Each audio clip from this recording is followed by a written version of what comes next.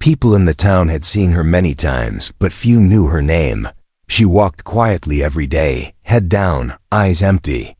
She worked at a small bookstore near the corner of the street. It was a quiet place, just like her. She never talked much, only said a few words like, "Thank you," or "Have a good day."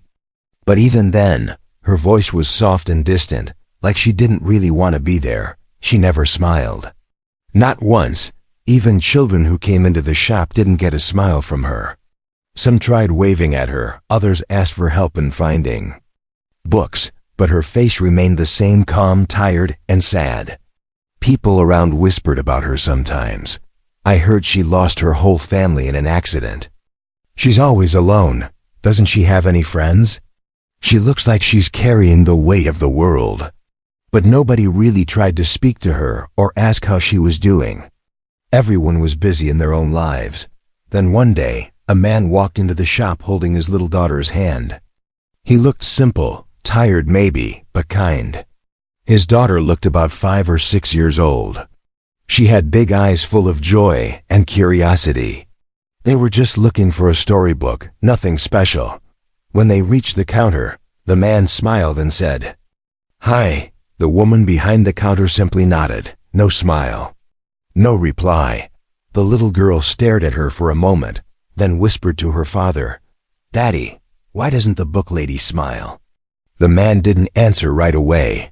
He looked at the woman again. There was something in her eyes, something heavy, like she was far away even while standing there. That question stayed in his mind even after they left the store. That night, as he made dinner and helped his daughter with homework, he kept thinking about the woman at the bookstore. She looked like someone who had forgotten what happiness felt like. And he couldn't stop thinking about how a smile was such a small thing.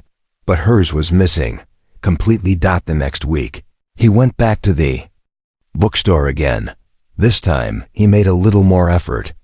As she handed him the book, he smiled again and said, "This place is really nice. It's peaceful." Again, she only nodded. But for a split second, her fingers trembled as she gave him the receipt. She wasn't used to compliments or kindness. He didn't stop there. Every week, he came with his daughter. They always bought a book, and every time he left, he would write a little note on a small sticky paper and leave it inside the book before placing it on the counter. The notes were simple. "Thank you for being here. Hope you have a calm day. Your shop makes my week better." At first, the woman didn't know how to react. She found the notes after they left, tucked inside the pages. Her fingers shook as she read them. Her lips pressed together. Her eyes blinking fast. No one had spoken to her like this in years. Not since she lost her family. Not since her world went dark. She didn't cry. Not yet, but something inside her chest moved, just a little. She began waiting for Friday. Not that she would admit it, but her eyes started glancing at the door more often. When the man and his daughter walked in, she stood a little straighter. Still no smile, still no words, but inside, things were changing. One evening, it started to rain heavily. Cold winds rushed through the street. The bookstore was empty. She thought about closing early, but before she could turn the sign, the door opened fast. The man ran in, wet from the rain, holding his daughter close in his arms. The little girl was shivering. "I'm so sorry," he said, breathing hard. "We missed the bus and she's freezing. Can we stay here for a while?" The woman didn't speak. She quickly grabbed 2 dry towels from the back and handed them over. Then, she made hot tea and gave it to him. For the first time, their hands touched. They sat on the carpet near the heater. The little girl, wrapped in the towel, slowly warmed up. She looked at the woman and said with a little smile, "Thank you, book lady." The woman looked at her. Then she looked at the father. He was already watching her, not with pity but with care. Real care. The little girl said something funny about the rain, something only a child could come up with, and the woman laughed. It was soft, short, almost like a whisper. But it was real. The man noticed it. He said nothing. But in his heart, He smiled wider than ever. That small laugh didn't just warm the room. It changed something much bigger. For the first time in years, she felt seen. The rain outside kept falling that evening, but inside the little bookstore, something had changed. The room felt warm, not just from the heater, but from something else. A soft moment had passed between them. A laugh, a look, and a feeling that maybe not all was lost. The woman didn't say much after that laugh. She quickly got up and went behind the counter again, acting as if nothing had happened. But her face looked different, lighter, softer. Her eyes didn't look so tired. The man stayed with his daughter until the rain slowed. He thanked the woman once again and told his daughter to say goodbye. The girl waved and said, "Bye, book lady," with a big grin. And for the very first time, the woman lifted her hand and waved back. It was a small gesture, but it meant so much. From that day, something changed between them. The next Friday, the man and his daughter came again, just like always. But this time, when they reached the counter, the woman looked at them and said, "Welcome back." Her voice was soft but steady. The man smiled, surprised. "Thank you. It's good to see you."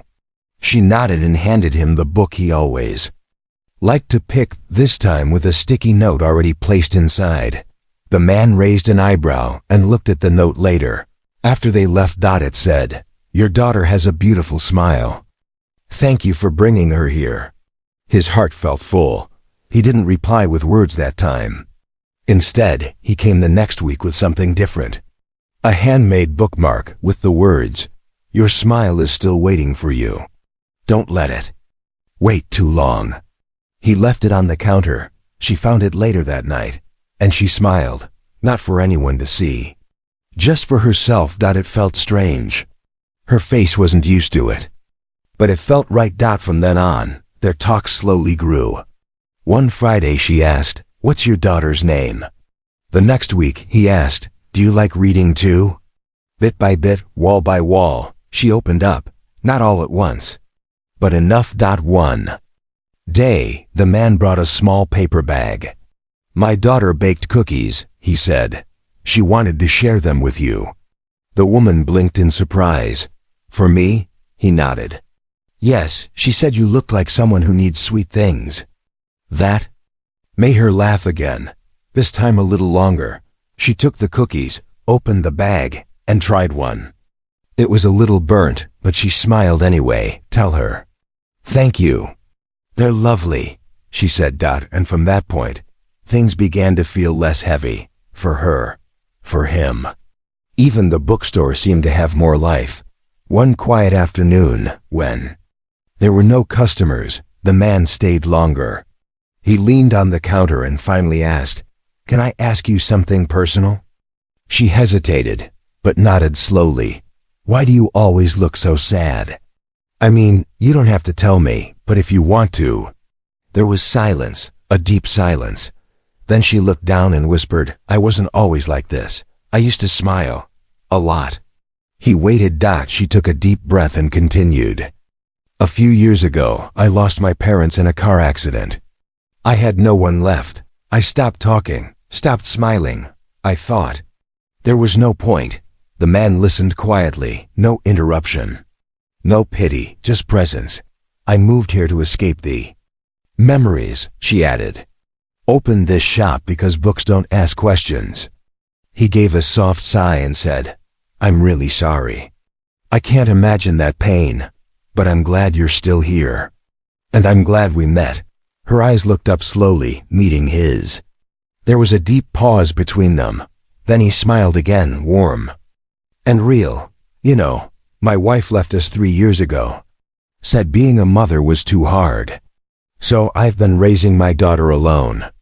The woman's lips parted slightly in shock. "I didn't know." He shrugged lightly. "I don't talk about it much either. But maybe we both know what it feels like. To be left. To feel alone." A silence filled the room again. But this time it wasn't empty. It was peaceful. Two people, once strangers, now gently understanding each other. That evening, As the man left with his daughter, the woman looked after them and whispered to herself, "Maybe I can heal." For the first time, the thought didn't feel impossible. The days turned into weeks, and something beautiful started to grow between the woman and the little family that visited her bookstore every Friday. It wasn't a love story yet. It was something slower, softer, safer. She still didn't smile for just anyone. But when she heard the bell above the bookstore door ring on a Friday afternoon, she felt something she hadn't felt in years. Hope. That day, the man came in holding his daughter's hand as always. But this time, he was also holding something else, a small plant in a white pot. He placed it on the counter. The woman looked at it with surprise. "For me?" she asked. "Yes," he said gently. "My daughter says your counter looks lonely. We thought this might cheer it up." The little girl smiled proudly. "It's called a peace lily," she said. "It's easy to take care of and it always grows back, even if it gets tired." The woman's throat tightened. She looked at the tiny white flower blooming in the middle of the green leaves. "It's beautiful," she whispered. And in that moment, she smiled again, clearer, warmer. Not just with her lips, but with her eyes too. The man didn't say much. He just nodded and said, "We're glad you like it." That day they didn't buy any books. They just stayed and talked. He asked her about the kind of books she loved as a child. She spoke about fairy tales and stories with happy endings. She asked him how he managed raising his daughter alone. He told her it wasn't easy. Sundays were tough. He worried if he was doing it right. But every time his daughter laughed, he knew he was doing something okay. They shared tea behind the counter while the little girl sat on the carpet, flipping through picture books. The woman felt something strange inside her, like her heart was waking up slowly, as if from a long cold sleep. "I used to think no one saw me," she said quietly. "I felt invisible." The man looked at her kindly. "You were never invisible. Just hiding, and that's okay. Sometimes we all hide." She stared at him for a moment. No one had ever said that to her. Not like that. The little girl came up then and tugged at her sleeve. "Book lady," she said, "do you want to come to our house for dinner sometime?" The woman looked at the girl, surprised. She hadn't expected that. But before she could answer, the man spoke. "Only if you're comfortable. No pressure. We just thought it would be nice." She didn't speak for a moment. Her heart beat faster. The idea of sitting in someone's home, eating with them, talking over a table, it felt too big. But then she looked at the girl's eyes, so trusting, so open. And she said softly, "Okay, maybe this weekend?" The girl clapped happily, and even the man looked touched. That Saturday, she stood in front of their small apartment building holding a bag of books and a lot of nerves. She had changed her clothes 3 times before deciding on a simple dress. She had even worn earrings, something she hadn't done in years. When the door opened, the little girl ran and hugged her legs. The woman froze at first, then slowly placed her hand on the child's back. Inside, the apartment was cozy. Nothing fancy. A few books, a few drawings taped on the fridge, and the smell of something warm cooking in the kitchen. They ate together, nothing fancy, just pasta and toast, but to the woman, it felt like a feast. They laughed. They talked. The little girl showed her drawings and even asked her to read a bedtime story after dinner. That night, something happened. As the woman read from the picture book, the little girl leaned against her shoulder and closed her eyes with a smile. Woman looked at the man across the room. He was watching quietly, with a soft look in his eyes. And in that moment, she didn't feel like a stranger anymore. She felt like she belonged. When it was time to leave, the man walked her to the door. "Thank you for coming," he said. "No," she replied. "Thank you. I didn't realize how much I missed being with people." He smiled and gently said, "You don't have to go back to being alone. Not if you don't want to." She didn't answer right away. But she looked at him, and for the first time, she didn't feel afraid of what could come next. Because slowly, quietly, and unexpectedly, someone was helping her find her way back to life. After that dinner night, something changed inside her. It was quiet, like a small light turning on in a dark room. Nothing big, but it made everything feel a little different. She started waking up earlier, opening the bookstore a little sooner than usual. She cleaned the windows, arranged the books by color, and even played soft music in the background, something she hadn't done before. She placed the small plant, the peace lily, on the counter where everyone could see it. And every morning, she gently touched its leaves and whispered, "Grow well." Every Friday, the man and his daughter still came like always. But now they stayed longer. Sometimes they helped restock books. Sometimes they just talked and laughed. The woman and the man no longer felt like strangers. They had become something more. Not quite family, not quite friends, but something special that was slowly turning into both. One afternoon, the man surprised her. He said, "It's my daughter's birthday next week. We're having a small party. Would you come?" The woman felt nervous again. She wasn't used to parties. She wasn't used to being included in anything. But she saw the little girl looking up at her with such hope. "I'd love to come," she said. That answer surprised even herself. On the day of the birthday, she stood outside their apartment building again, holding a wrapped book as a gift. Her hands trembled a little. When the door opened, she was welcomed with laughter and the smell of cake. A few other parents were there, some children running around, balloons tied to chairs.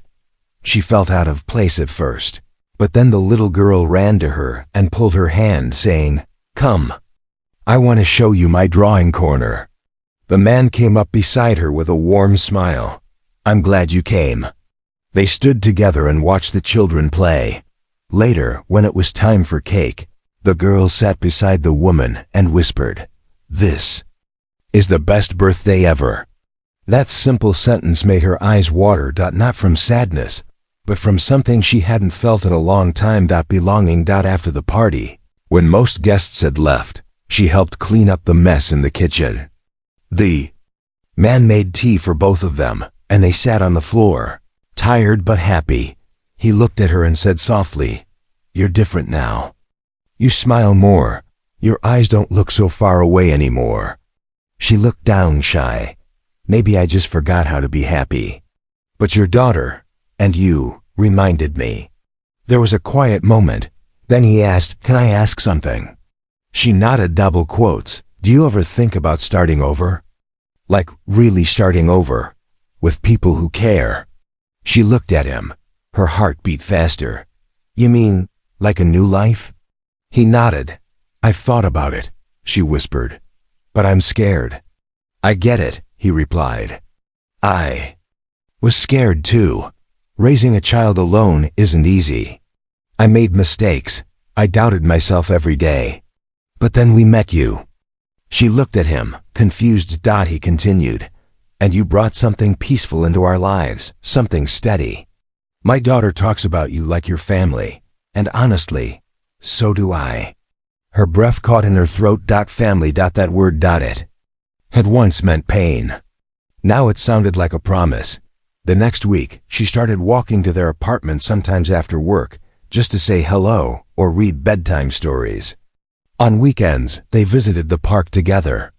The little girl would hold both their hands, one on each side, and swing them as she walked. People often looked at them like they were a family, and slowly, it started feeling like maybe they were. One evening, as they sat on a bench watching the sunset, the man turned to her. "I never expected this," he said. "Me neither," she replied. "I just wanted to help a woman smile again. But I think, in doing that, I found something I didn't know I was looking for." She looked at him, eyes full of emotion. "I thought my life was over. I thought I'd never feel anything again."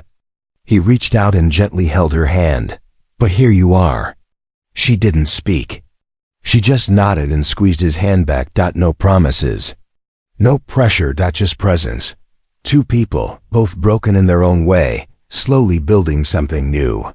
Something gentle, something real. In that night, for the first time, the woman dreamed of a future that wasn't empty. A future where maybe, just maybe, she could be happy again. It had been a full year since the woman first met the single father and his daughter. A year since she stood behind the counter, too afraid to speak. A year since she thought her world would always stay dark. Now, everything was different. The bookstore was no longer a place of silence. It had become a space filled with warm voices, laughter, and little joys. People started noticing the change in her. Regular customers smiled more, asked her for book recommendations, and she smiled back genuinely.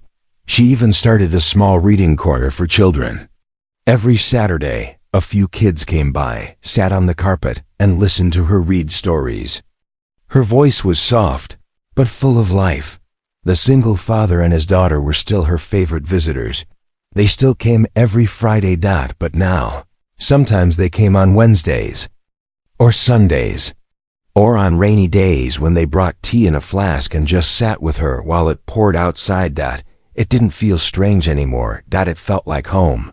One day, as she placed new books on the shelf, she heard a knock, not on the door, but on the window. She turned and saw the little girl holding up a paper. On it, in big letters written with crayons, were the words, "Come have dinner with us tonight." The woman laughed and nodded. She was already looking forward to it. That evening, she went to their apartment again, but this time, the lights were off. The door was slightly open. She stepped inside slowly, unsure. Then suddenly, surprise, the lights turned on. The room was decorated with tiny paper stars and fairy lights. On the table was a cake, and beside it, a small sign that read, "Thank you for being part of our family." The woman stood frozen, her hands over her mouth. The man stepped forward and smiled. "It's not your birthday. It's not a holiday. We just wanted you to know, you've changed our lives too." The little girl ran and hugged her waist tightly. "We love you," the girl said softly. Tears filled the woman's eyes. Not from sadness, from joy, from being seen, from being loved again. She sat down with them, unable to stop smiling. They ate dinner, shared memories, and laughed until their stomachs hurt. Later that night, when the little girl had gone to sleep, the woman and the man sat on the balcony with warm tea in hand. The sky was clear, stars blinking above them. He looked at her and said quietly, "There's something I want to ask you." She turned, heart beating fast. He reached into his pocket and pulled out a small key. "This is the key to our home," he said, not asking for anything crazy. "I just want you to feel like you can walk in anytime. Like this is your home too." Her hands trembled slightly as she took the key. "Are you sure?" she asked. He nodded. "You've been part of us for a long time now. You didn't just bring light into our lives, you helped raise my daughter. You healed something I thought would always stay broken." Tears slipped from her eyes again. She wasn't used to so much kindness, so much love, so much peace. She whispered, "I never thought I would have this again." He smiled. "Neither did I." From that night on, she wasn't just someone who ran a bookstore. She was a part of a family. She helped the little girl with schoolwork. She cooked dinner sometimes. They went on park walks on weekends. They watched silly movies together on the couch, and she laughed more than ever. Every now and then, she still thought of her past. The pain didn't disappear completely, but it didn't control her anymore. Because now, she had new memories to hold on to, better ones. One morning, while opening the shop, she saw her reflection in the glass. She was smiling, not because someone told her to, not because she was trying, but because her heart was full. Because a little girl once asked her father, "Why doesn't the book lady smile?" And a kind man made it his mission to change that, without asking for anything in return. And in doing so, he changed her life forever. Sometimes a smile isn't just a smile. Sometimes it's the start of everything.